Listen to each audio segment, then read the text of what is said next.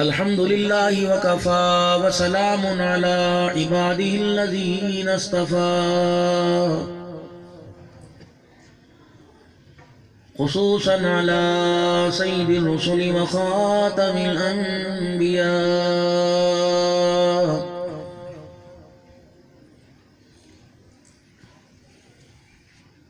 أجمل الأنبياء وأفضل الأنبياء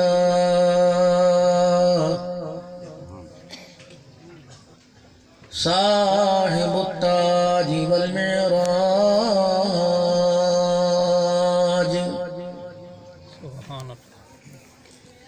الذي اسمه مكتوب في الإنجيل والتوراة أرسله بالحق بشيرا ونذيرا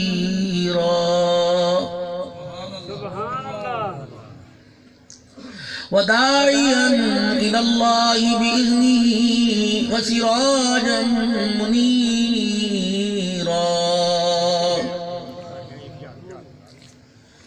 وصلى الله تعالى عليه وعلى آله وأصحابه وأزواجه وذرياته وأهل بيته وبارك وسلم تسليما كثيرا أما بعد فأعوذ بالله من الشيطان الرجيم بسم الله الرحمن الرحيم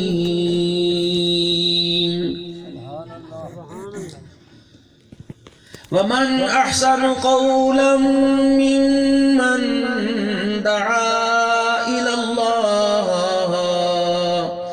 وعمل صالحا وقال إنني من المسلمين وقال الله تبارك وتعالى في مقام آخر لقد كان لكم في رسول الله أسوة حسنة وقال الله سبحانه وتعالى فأما من ثقلت موازينه فهو في عيشة راضية وأما من خفت موازينه فأمه هاوية آمنت بالله صدق الله مولانا العلي العظيم وبلغنا رسوله النبي الكريم ونحن على ذلك لمن الشاهدين والشاكرين والحمد لله رب العالمين درود شریف پڑھ لیں اللہم صلی علی محمد وعلی آل محمد کما صلیت علی ابراہیم وعلی آل ابراہیم انکا حمید مجید اللہم بارک علی محمد وعلی آل محمد کما بارکت علی ابراہیم وعلی آل ابراہیم انکا حمید مجید جس دور پہ نازا تھی دنیا اب ہم وہ زمانہ بھول گئے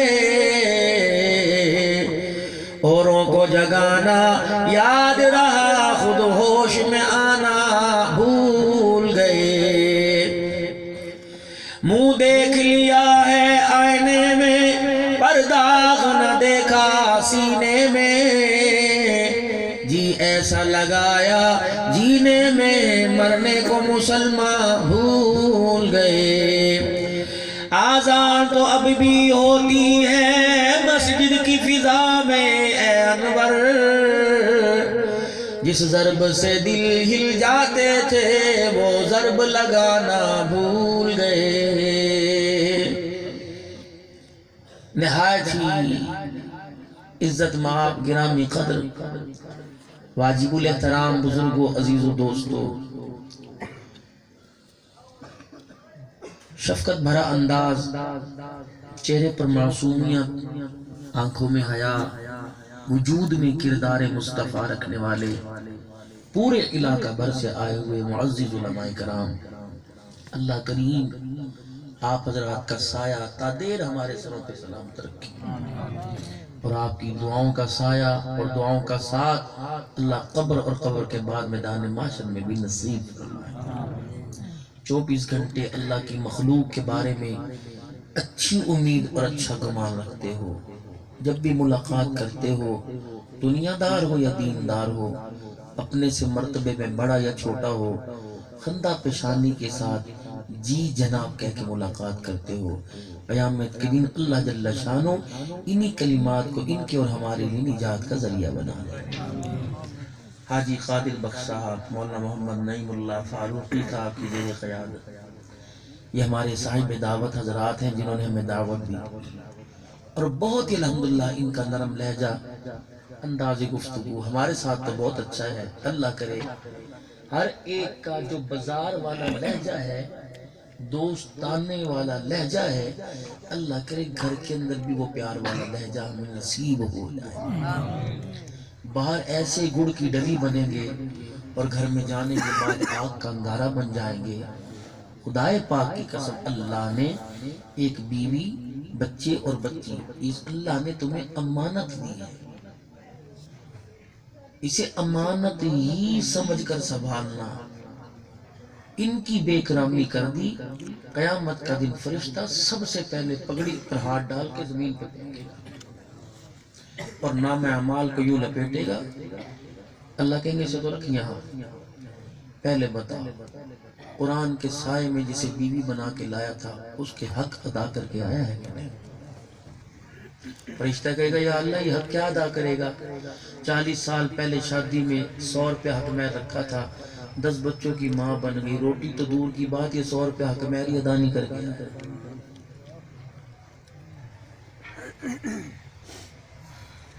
عجیب سی ایک کیفیت ہے بھائی، اپنے حق کے لیے لڑ رہے، مر رہے، عدالت جا رہے، کچہری جا رہے، ذلیل کر رہے، عزت کا جنازہ نہیں کرتے، دوسروں کا حق اس کا دینے کا نام ہی کوئی نہیں۔ فرمایا اگر تیرے پہ کسی کا حق ہے تو موت سے پہلے دے دینا، قیامت کے دن حق دینا مشکل ہو جائے گا۔ اور لوگوں کے ساتھ انسان کا بچہ بن کے رہنا، درندہ نہ بننا۔ قیامت کے دن جب اس زبان پر آگ کی لگام کو ڈالا جائے گا نا، پھر تو سوچے گا کہ کاش زندگی مجھے دوبارہ مل جائے، کم از کم اس زبان کو تو اچھی گفتگو سے سدھار لوں۔ کتنا سخت دل، پھر اس دل کی کڑوی بات جب زبان پر آتی ہے لوگوں کے کلیجوں کو چیر کر رکھتی ہے۔ بڑے بڑے تبلیغ والے، میرے جیسے نکمے جنہیں لوگ حضرت علامہ فرماتے تھے، چھیڑ کے دیکھ لو ایسی آگ نکالوں گا اندر سے، یار لوگ کہیں گے کپڑے تو سفید پہن رکھے ہیں، کردار اور اخلاق اتنا کالا۔ ہر ایک ہی ملوث ہے۔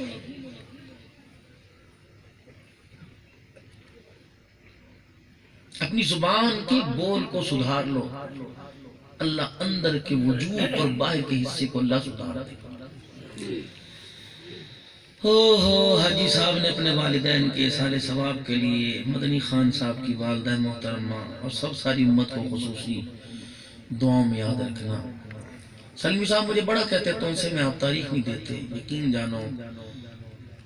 گھر سے جب نکلتے یہاں تک پہنچنے میں ہڈیاں ہل جاتی ہیں۔ یہ تو آپ لوگوں کی ہمت ہے، یا تو تم شہر سے باہر جاتے کوئی نہیں، اگر جاتے ہو تو زمین کا سفر نہیں کرتے، کوئی ہوائی سفر کرتے ہو۔ داد ہے آپ کو، اور ہم کون سا حاجی ثناء اللہ خان، ہمارے روڈ بھی ایسے ہی سکت ہو گئے ہیں بھائی، برے حال پڑے ہیں۔ مہنگائی عروج پر۔ اچھا عجیب سی بات، جس آدمی کو اس چیز سے واسطہ ہی نہیں اس کے تذکرے کر کے بیٹھتا ہے۔ موت کا تذکرہ کرو،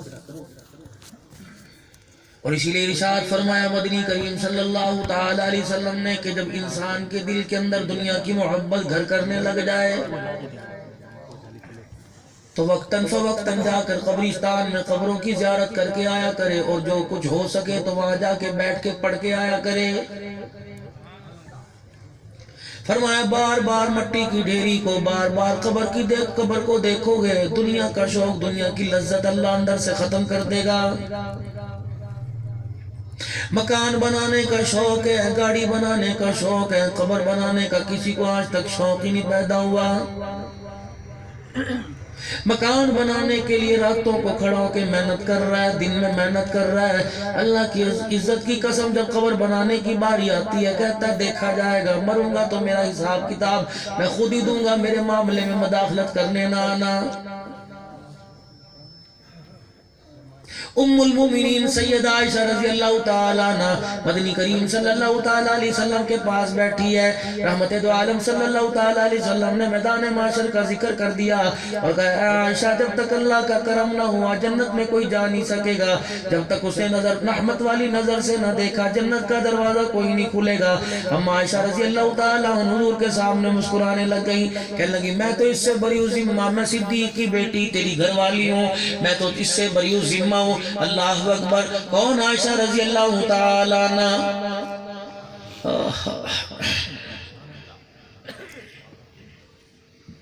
کسی نے کسی اللہ والے سے پوچھ لیا صدیق کی بیٹی عائشہ صدیقہ افضل ہے یا اماں فاطمہ تو زہرا نبی کی بیٹی افضل ہے؟ کوئی کہہ دے عائشہ افضل تو فاطمہ کا مقام گھٹ جائے گا، کوئی کہہ دے فاطمہ افضل تو میرے عزیز و سیدہ عائشہ رضی اللہ تعالیٰ عنہ کا مقام گھٹ جائے گا۔ اللہ والے بھی اللہ والے ہوتے ہیں، صاحب نظر ہوتے ہیں، جب بھی کسی معاملے میں پھنس جائے اللہ کی رحمت کی طرف دھیان کر لیتے ہیں۔ فرمایا او لوگو عائشہ صدیق کی بیٹی ہے، فاطمہ نبی کی بیٹی، بھلا ایمانداری سے بتاؤ صدیق کی بیٹی نبی کی بیٹی سے اللہ کیسے ہو سکتی ہے؟ انہوں نے کہا اچھا، کہ اگلا جملہ سن لے، فاطمہ علی کی بیوی ہے، عائشہ نبی کی بیوی، بھلا علی کی بیوی نبی کی بیوی سے کیسے اعلیٰ ہو سکتی ہے؟ مقام بھی دونوں کا بلند پکڑ دیا، رتبہ بھی کر دیا بلند، کہ یہ بیٹی بیٹیوں میں اعلیٰ، یہ بیوی بیویوں میں اعلیٰ۔ اگر بیٹی کی نگاہ سے دیکھا جائے فاطمہ کا بد مقام کوئی فاطمہ کی مقام تک کوئی نہیں پہنچ سکتا، اگر بیوی کے اعتبار سے دیکھا جائے سیدہ عائشہ کے مقام تک کوئی نہیں پہنچ سکتا ہے۔ سرکار مدینہ روح و قلب و سینہ مدنی کریم صلی اللہ تعالیٰ علیہ وسلم کی خدمت میں بیٹھی ہے، ان کو اعزاز ہے سیدہ عائشہ رضی اللہ تعالیٰ عنہ کو رحمت والے نبی سارے دکھ سکھ سیدہ عائشہ سے بیٹھ کے پھول لیا کرتے۔